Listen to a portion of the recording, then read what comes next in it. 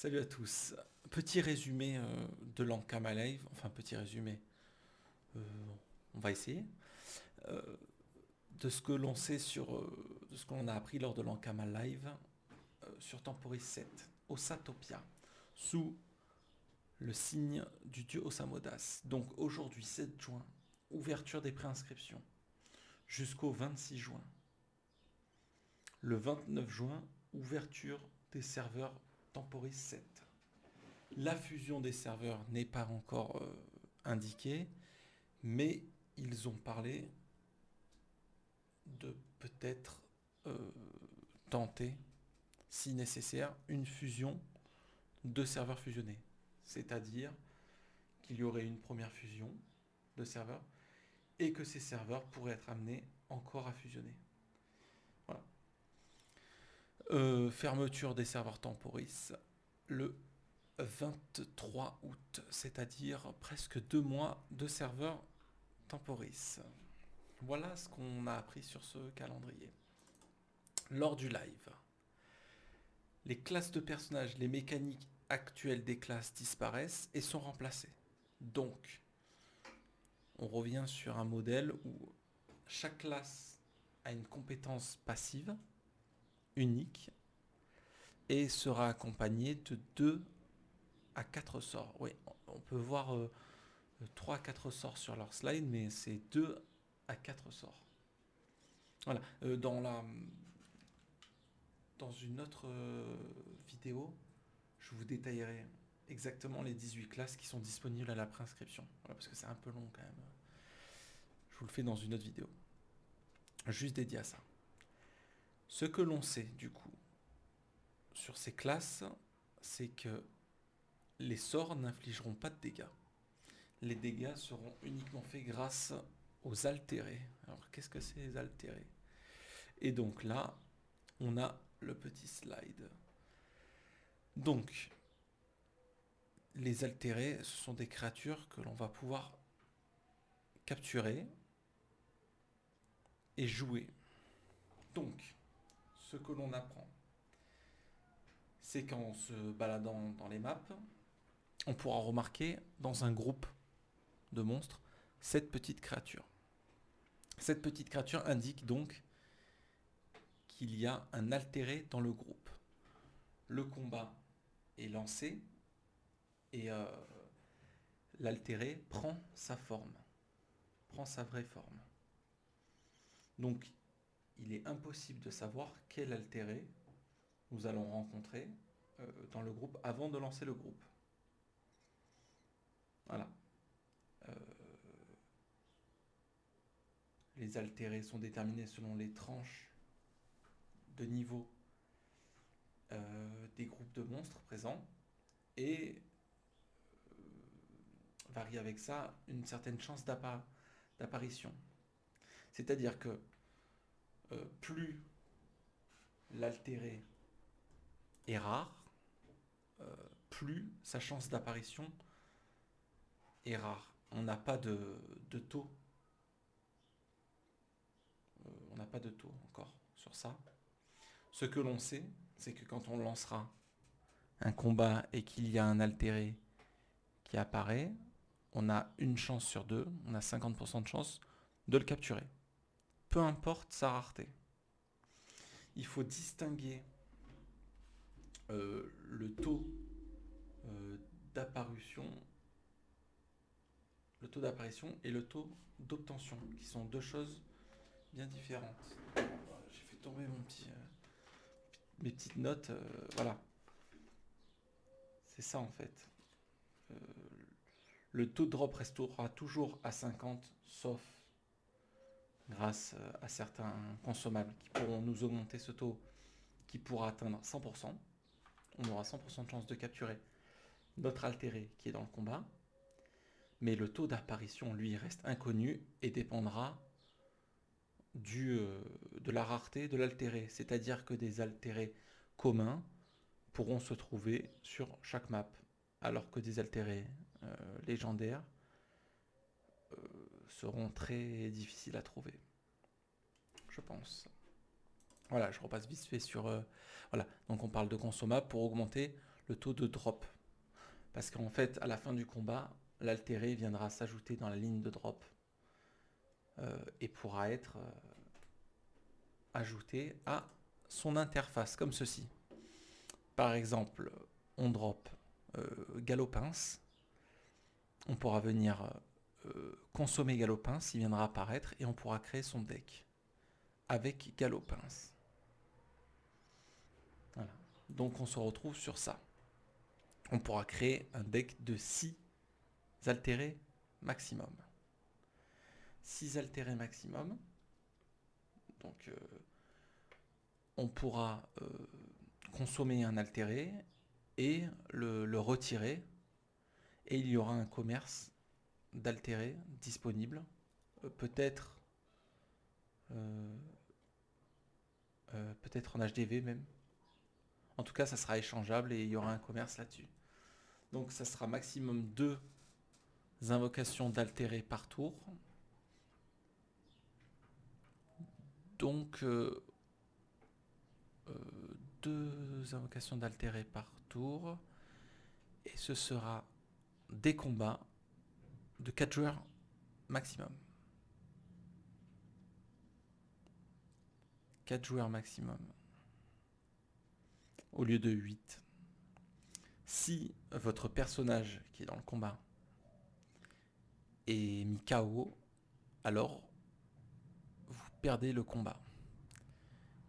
Et si vos 6 altérés invoqués ont tous été invoqués et sont mis KO, vous perdez également le combat. Voilà. Ça, c'est dit. Ouais, je pense avoir fait le tour sur les altérés.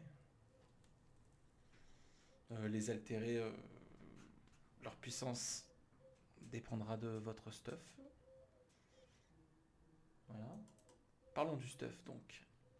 Les équipements seront droppables ainsi que les Dofus. Donc il y aura encore une mise en avant énorme de la Forge Magie. Ils n'ont pas encore précisé les répartitions du drop des équipements selon les zones ou selon les tranches de niveau. Ça n'a pas encore été précisé. Mais dans cette édition, les idoles n'apporteront aucun bonus. Donc pas de pourcentage d'XP et de drop en plus. Voilà. Donc ça c'est gros changement. Ils vont mettre en place un bonus journalier, quelque chose d'indépendant avec l'Almanax. Ça sera une quête plutôt simple à faire qui viendra nous donner un petit bonus. Un petit consommable, un petit quelque chose. Voilà. Qui ne rentre pas en compte dans la frise de progression de Temporis. Voilà. Et qui n'est pas l'Almanax. Car ce bonus viendra juste s'ajouter à votre personnage. Donc, qui dit nouveau tempo dit nouvelle zone. Qui dit nouvelle zone dit nouveau PNJ. Alors, je vous ai pas mis les slides des nouvelles zones. Elles sont très très belles. Je les ai pas mis. Vous les découvrirez. Soit en jeu, soit vous cherchez un peu. Mais je vous ai mis les 2 PNJ principaux qui nous ont été présentés. Donc, Nymphermier Joël, qui échangera vos altérés en double pour étude contre des précieux osatons. Et ces fameux osatons, qui, à l'agent Ginote, vous permettra d'acheter des bonbons pour faciliter votre aventure. Donc, sur ces bonbons consommables, on sera sur quelque chose de bonus d'XP, bonus de drop de plusieurs heures, à défaut d'avoir un bonus d'XP ou de drop sur le serveur. Voilà. Donc ça passera par des consommables à durée limitée. Grosse info aussi. Dans cette nouvelle zone, ils nous ont été présentés aussi des nouvelles maps, des arènes. qui permettront de faire un peu de PVP, de s'affronter sur ces nouvelles arènes, mais aussi la ligue Tossatopia, un contenu endgame purement PVM. Purement PVM, c'est-à-dire une suite de combats et d'affrontements qui nous permettra à la fin de débloquer le certificat de bestiologue confirmé. Voilà, une ligue comme on en connaît dans d'autres jeux. Voilà, la fin de la ligue. Une autre info aussi. Maintenant que j'y pense, pour en revenir, je reviens aux items. Je vous ai parlé de la forge magie. Mais il y aura un métier qui sera mis en place. C'est le métier de bestiologue qui permettra d'améliorer vos haltères. Qui permettra d'améliorer vos haltères. Voilà, ça sera un métier à part, plutôt simple à monter. Pas plus de précision sur les ressources à utiliser, mais ça sera un métier qui permettra de créer ou de faire évoluer des altérés puissants. Voilà. On a parlé de ça. Les récompenses. Les récompenses, toujours la petite potion d'XP à la fin, mais cette fois-ci, pas besoin d'attendre la fin des serveurs et que la potion soit créditée plusieurs semaines après ou plusieurs mois. Non, là, vous en avez marre, vous voulez arrêter Temporis, vous allez au PNJ directement récupérer votre potion selon votre progression. Et aussi, on a la panoplie de démarrage qui sera distribuée, elle, à la fin de l'aventure selon votre progression. Cette fameuse panoplie, la panoplie en carton. Donc, sur votre serveur classique 2.0, vous recevrez votre panoplie en carton selon votre progression. Cette panoplie, vu qu'elle est en carton, aura un certain nombre d'utilisations qui serait entre 500 à 1000 combats à peu près. Donc le temps de vous permettre de vous créer un vrai stuff, une vraie panoplie. Car cette panoplie sera liée. Le bonus de panoplie sera uniquement le gain de puissance. Chaque item n'apporte rien. Seul le bonus de panoplie apporte de la puissance. C'est-à-dire, par exemple, c'est un exemple, l'anneau et les deux anneaux sont niveau 10 et les bottes sont niveau 30. Donc vous pouvez équiper anneau, bottes, parce que vous êtes niveau 30, vous gagnez un bonus de panoplie niveau 3 qui donne à peu près la puissance d'un perso niveau 30 stuffé moyennement, etc. avec la cape, etc. jusqu'à mettre les 8 items au niveau 200 pour avoir à peu près le stuff d'un perso niveau 200 stuff moyen. Voilà, ça c'était les récompenses. Ils ont annoncé aussi que durant cette aventure Temporis, les maîtres du jeu auront une bonne part d'animation à travers la Team Croquette. Donc cette Team Croquette viendra à un certain moment de l'aventure animée par certaines façons. Ça n'a pas été trop dévoilé, mais ça promet quelque chose de grand, de vraiment grand. On a eu un petit aperçu de certaines maps qui leur sont dédiées. Ou c'est du lourd. C'est du lourd, je pense, en termes d'animation. Les fameux drop Twitch. Les drop Twitch qui seront obtenables sur les Twitch partenaires en visionnant les lives.